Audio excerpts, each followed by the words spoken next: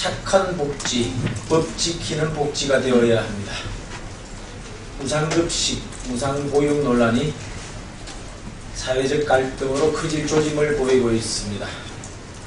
이점에서 멈춰야 합니다. 복지가 정쟁의 수단이 되어서는 안 됩니다.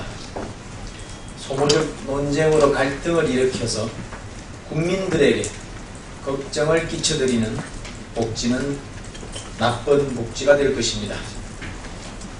거듭 말하지만 누리과정 예산의 실현 방법에서는 엄연히 관련 법들의 근거가 마련되어 있습니다.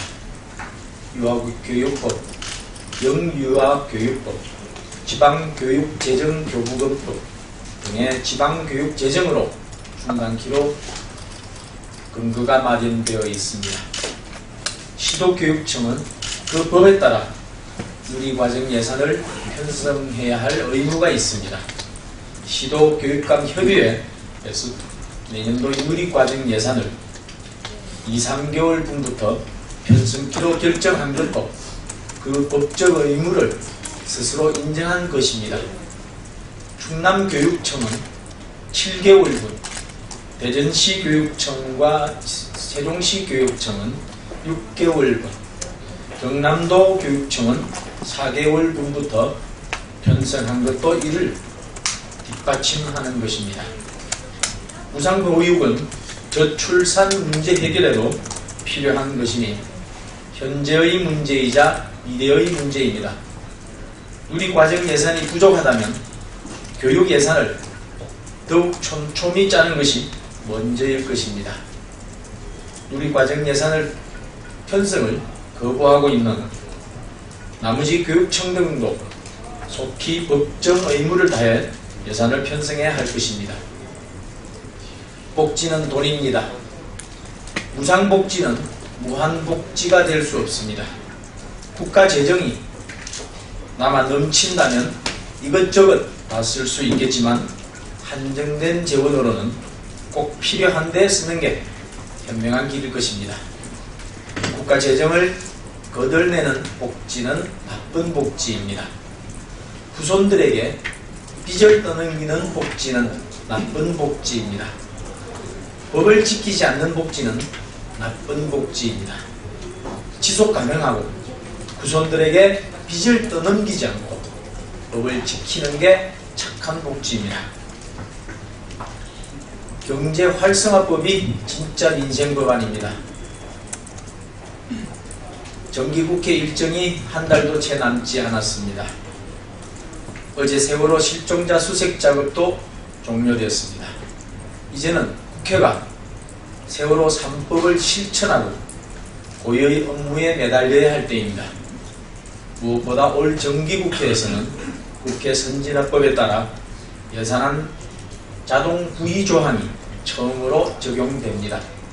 새해 예산안을 12월 2일 법정 시한 내에 처리할 수 있도록 예산안 심사에 속도를 더 내야 할 것입니다. 경제활성화법 가운데는 여야 간 합의로 우선 처리하기로 어제 원내대표들이 재확인한 바 있습니다. 30여 개 경제활성화법을 백인엠 모두 반드시 처리해야 한다는 점을 다시 한번 강조하고자 합니다.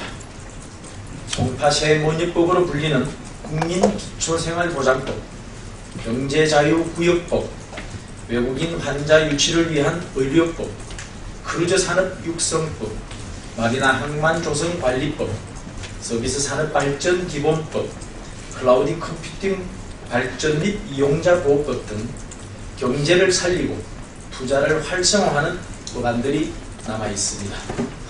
야당은 자신들만의 잣대로 민생 법안을 설정해 놓고 우선 처리를 고집하지 않기를 바랍니다. 그러다가는 경제활성화법에 발목을 잡게 되지 않을까 걱정됩니다. 행여 경제 살리기의 황금 시간을 놓치게 된다면 미래를 잃어버릴 수도 있음을 직시해야 할 것입니다. 야당은 자신들이 민생법으로 규정한 법안들에 대해 가계소득은 올리고 가계비 부담은 낮추는 방안이라고 주장합니다. 가계의 소득을 올리고 부담은 낮추자는데 반대할 이유는 없지만 내용과 시기 면에서 적절치 못한 것들도 있는지 먼저 스스로 걸러주기를 바랍니다. 자칫기업 생산성을 떨어뜨리고 국가 경쟁력을 저해할 수 있다면 신중해야 할 것입니다. 경제를 죽이면 민생도 없습니다. 경제를 살려야 민생도 있습니다.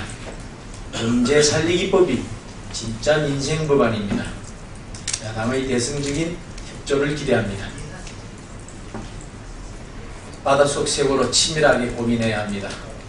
세월호 실종자 9명을 찾기 위한 수색 작업이 사고 209일 만인 어제 공식 중단됐습니다. 범정부 사고대책본부와 실종자 가족들이 잠수사들의 안전을 고려해 수색 중단에 합의했습니다. 아픈 결단을 해주신 가족분들께 경의를 표합니다. 범정부 사고대책본부에 따르면 세월호 내부에는 바닷물이 가득 차 있어 무게가 1만 3천 톤에 달한다는 분석도 나오고 있습니다. 이 문제를 해결하는데 최소 1년 이상 걸릴 것이라는 추측만 가능한 상황입니다.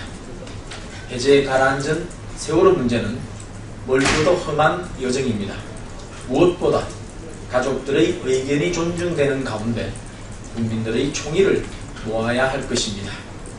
그 토대에서 기술적인 부분을 포함해 현실적인 난제들이 충분히 고려되는 지혜가 절실히 요구됩니다. 지금부터 치밀한 고민이 필요합니다.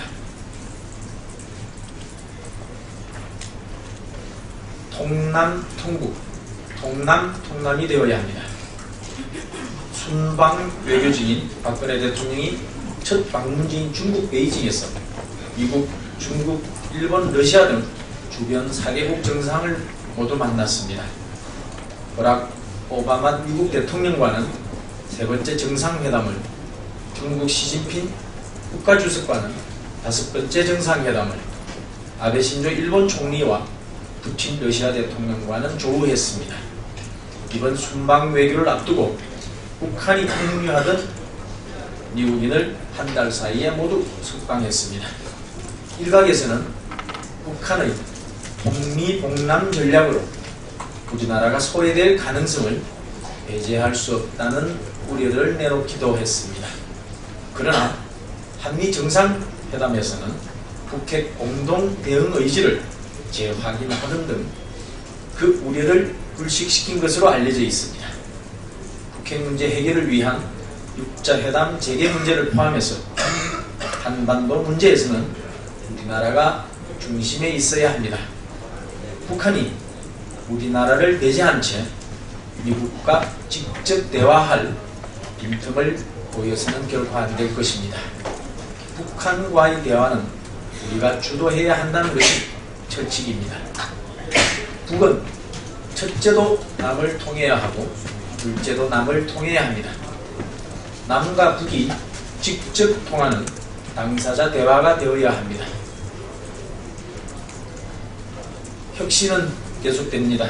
어제 의원총회에서는 당 보수혁신특별위원회가 마련한 혁신안을 놓고 허심탄회한 의견 개진이 있었습니다. 어제는 특위의 보고를 듣고 의원들의 의견을 듣는 자리였습니다. 고통 없는 혁신은 없습니다. 어제 의원들이 다양한 의견을 개진했지만 공통되는 부분은 아픈 고통이 필요하고 또 이겨내야 한다는 것입니다. 국민들의 눈높이에 맞는 상식의 혁신이 필요하다는 것입니다. 이제 시작입니다. 혁신 특위는 고민하고 더 고민할 것입니다. 의원들의 의견을 더 들어서 다듬고 또 다듬고 할 것입니다. 국민들이 그만하면 됐다고 하실 때까지 혁신은 계속될 것입니다. 새누리당의 혁신은 계속됩니다.